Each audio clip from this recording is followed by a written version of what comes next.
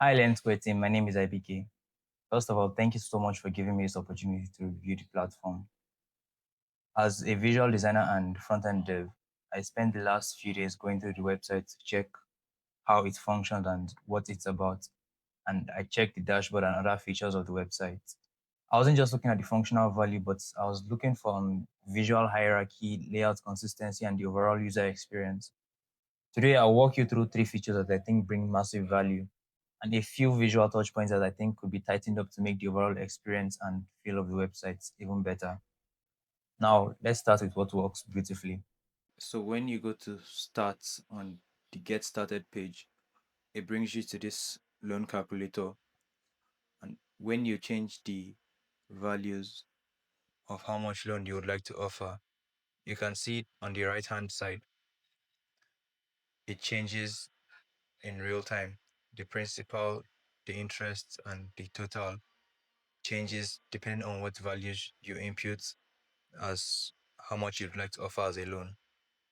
You can change the tenor.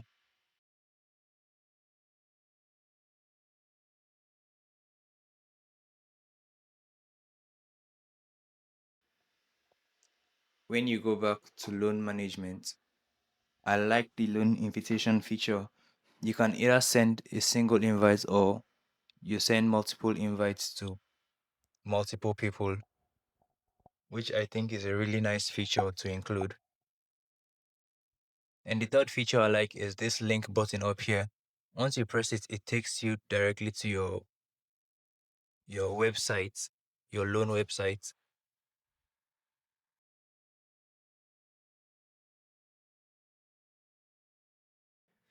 Another thing to note is under loan products, you can add a custom charge. Once you scroll down, you create a new fee and you can name it what you want.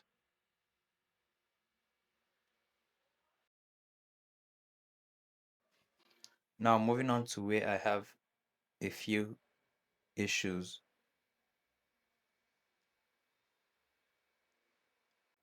Every tooltip opens up, as you can see, but when you come to a straight line, the tooltip opens down, and once you press the drop down menu, it cuts parts of the tooltip away.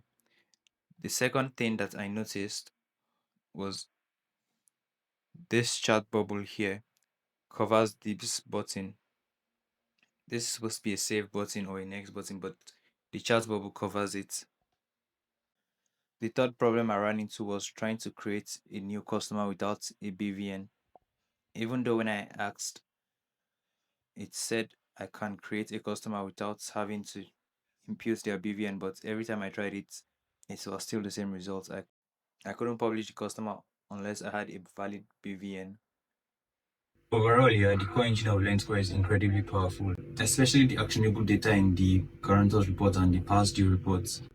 My main suggestion for improvement would be to resolve the Z-index overlaps and the layout inconsistencies. Standardizing the UI to match your educational resources would ensure that the front-end experience perfectly matches the high-end quality of your back-end tools. Thank you so much for your time, and I look forward to the next steps.